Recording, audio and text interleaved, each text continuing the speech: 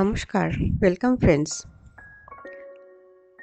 আজকে আমি কচুলতি রান্না করছি সরপুঁটি মাছ দিয়ে। সবচেয়ে প্রথম আমি কচুলতিটাকে বেছে নেব। দেখুন এইভাবে কচুলতির উপরের আঁশটাকে ছাড়িয়ে তারপরে ছোট ছোট টুকরো করে কেটে নেব।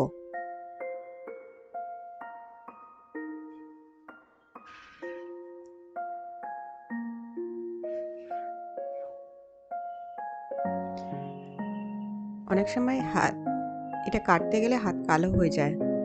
আপনি যদি এই থেকে কালো হওয়ার থেকে হাতটাকে পরিষ্কার রাখতে চান তাহলে আগে হাতে একটু সর্ষের তেল মেখে নেবেন, তাহলে হাতটা কালো হবে না। এই দেখুন এইভাবে আমি ছোট ছোট টুকরোয় কেটে নেব।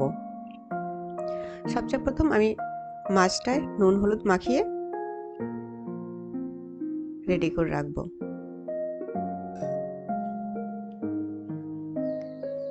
এখন কড়াই গরম হওয়ার পরে আমি এর মধ্যে সর্ষের তেল দিলাম।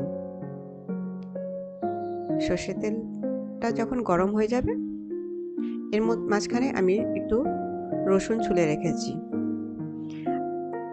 এখন মাছগুলো আমি ভেজে নেব।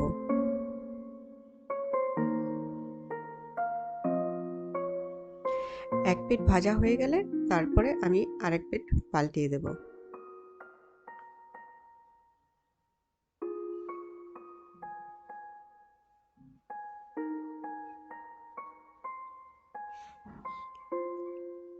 এই দেখুন এক পিঠ হয়ে গেছে, আমি এখন পাল্টিয়ে দিলাম।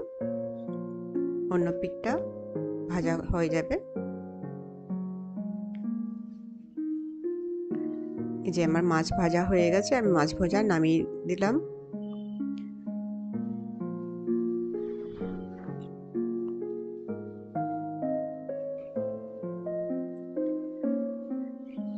মাছের ওই তেলের মধ্যেই আমি ফোড়ন দেব।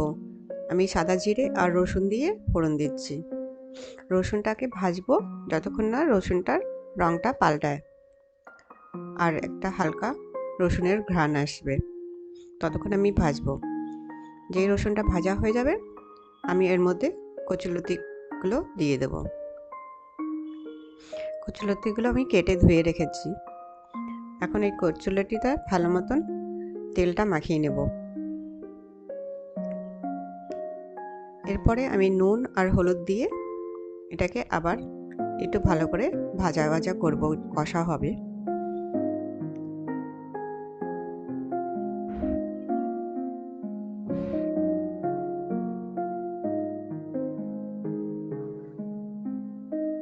এই দেখুন একটু ভাজা হওয়ার পরে একটু কমে গেছে।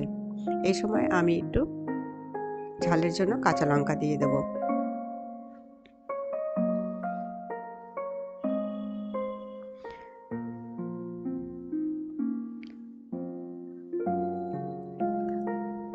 এর মধ্যে তারপরে পরিমাণ মতন জল দিয়ে তারপরে এটাকে ঢেকে সিদ্ধ হতে দেব। কয়েক মিনিট পরে আমি এটাকে দেখছি, এই দেখুন ভালো করে গলে গেছে। এই সময় আমি মাছগুলো দিয়ে দেব, ভাজা মাছগুলো।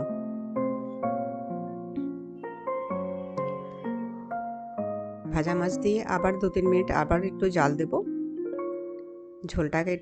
ঝোলটা কমবে। আর নামানোর আগে একটু ভাজা জিরের গুঁড়ো দিয়ে এটাকে নামিয়ে দেব।